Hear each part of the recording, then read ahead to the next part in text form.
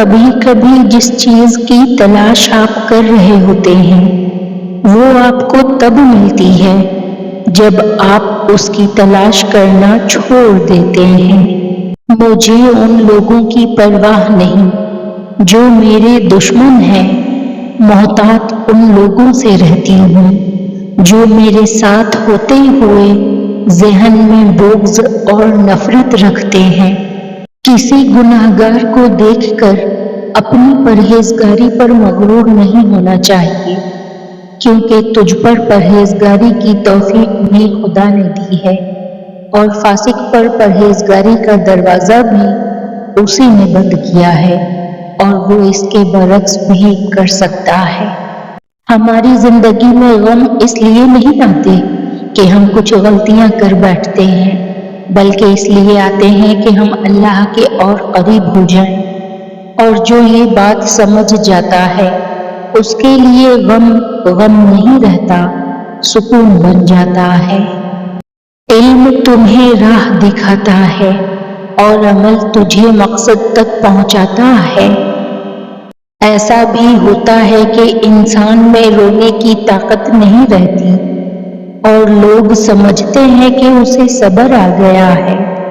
ہمیشہ خوش رہنے کا مطلب یہ نہیں کہ سب ٹھیک ہے، اس کا مطلب یہ ہے کہ آپ نے فیصلہ کر لیا کہ اپنے اللہ کے سوا اپنے دکھ کسی کو نہیں دکھانے۔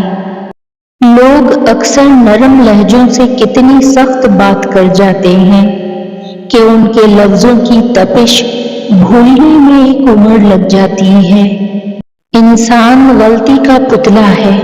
کوئی انسان دعویٰ نہیں کر سکتا کہ اس نے کسی گناہ یا غلطی کے بغیر زندگی بسر کی ہو۔ غلطی کرنا اتنا بڑا جرم نہیں، غلطی پر ڈٹے رہنا سب سے بڑا جرم ہے۔ عظیم انسان اسے کہتے ہیں جو غلطی سے اپنی اصلاح کرتا ہے۔ غلطی نکالنا تو بہت آسان ہے، لیکن کسی غلط کو ٹھیک کرنا نئی تعمیر سے زیادہ مشکل کام ہے۔ کسی کی اصلاح کرنے کے لیے بھی دانائی اور حکمت چاہیے۔ دنیا والے چہرے اور مال کو دیکھتے ہیں، عرش والا دل اور اعمال کو دیکھتا ہے۔ تم استغفار کرو، اللہ تمہاری ہر کمزوری کو قوت میں بدل دے گا۔ زندگی کے اکثر مقامات پر میں نے جانا کہ میرے ساتھ سوائے اللہ کے کوئی نہیں ہے، اور تبھی مجھے اندازہ ہوا کہ صرف اللہ کا ہونا کس قدر بہتر ہے۔ کیا فرق پڑتا ہے ہمارے پاس کتنا حسن، کتنی دولت، کتنے لاکھ، کتنے کروڑ، کتنے گھر، کتنی گاڑیاں ہیں؟ کھانی تو بس 2 روٹیاں ہیں، جینی تو بس ایک زندگی ہے۔ فرق تو بس یہ پڑتا ہے کہ ہم نے کتنے پل خوشی سے بتائے اور کتنے لوگ ہماری وجہ سے خوشی سے جیے۔